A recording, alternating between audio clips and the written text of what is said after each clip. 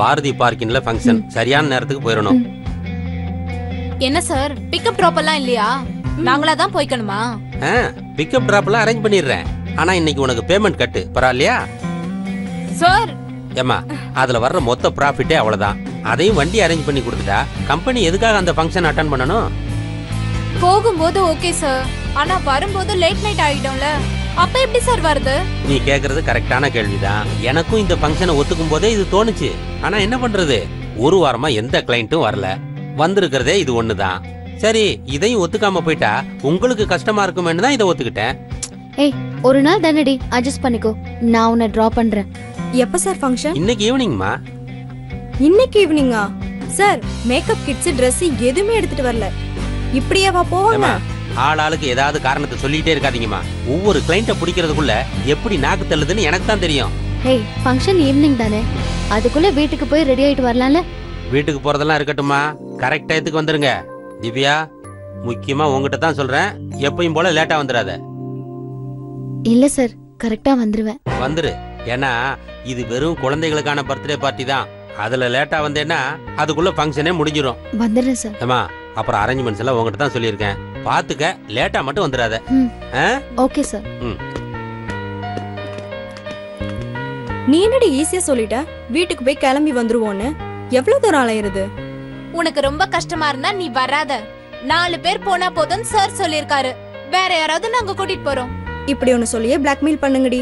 நானும் வரேன், வாடி போலாம்.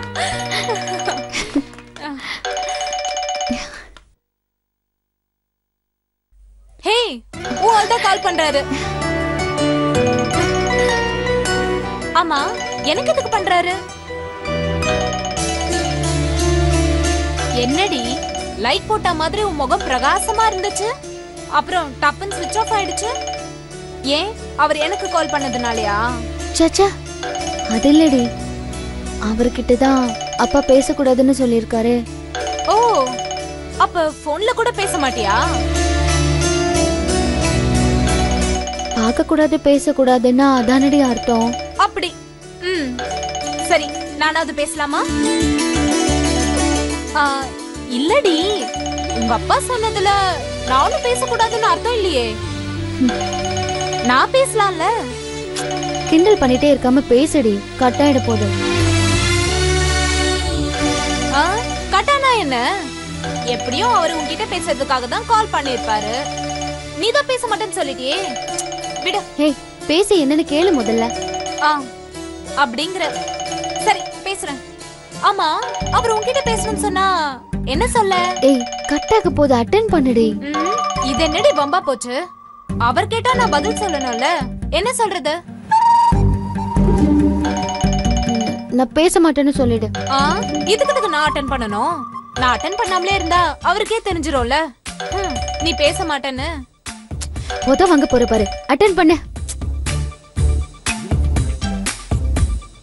ஏய், திரும்ப திரும்ப அட்டெண்ட் பண்ணுன்னு சொல்லிட்டு இருக்க. வேணும்னா நீ அட்டெண்ட் பண்ணு. ஐயோ, ஏன்டி இப்படி பண்ண? போன் கட் ஆயிடுச்சு பாத்தியா? ஆமா, கட் ஆயிடுச்சு. பிரச்சனை முடிஞ்சிருச்சுல. அவர் எதுக்கு போன் பண்ணாருன்னே தெரியலையே இப்போ.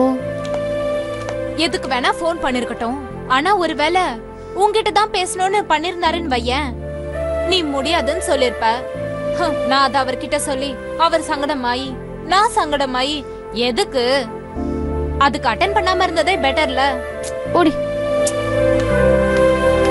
எதுக்கு இப்ப இப்படி ஃபீல் பண்ற? எப்படியோ நீ பேச மாட்ட, அப்புறம் என்ன?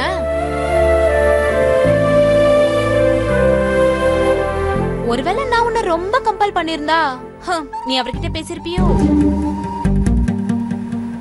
சொல்லுடி.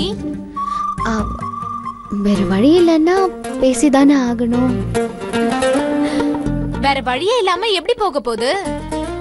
உனக்கு பேசணும்னு ஆசைன்னு சொல்லு. போடி. வந்த காலை கட் பண்ணிட்டு இப்ப கேக்குறா பேசணும்னு ஆசையானு.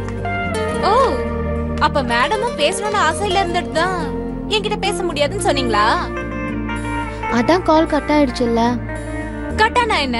நான் பண்றேன். ஐயோ, வேணாம் வேணாம் வேணாம். இத வாய் மட்டும் சொல்லுதா இல்ல மனசு சேர்ந்து சொல்லுதா? ஏய், போடி. ஏய், இந்த லவ் பண்றவங்களுக்கு ஹெல்ப்பும் பண்ணி அடி வாங்க வேண்டியதா இருக்கு.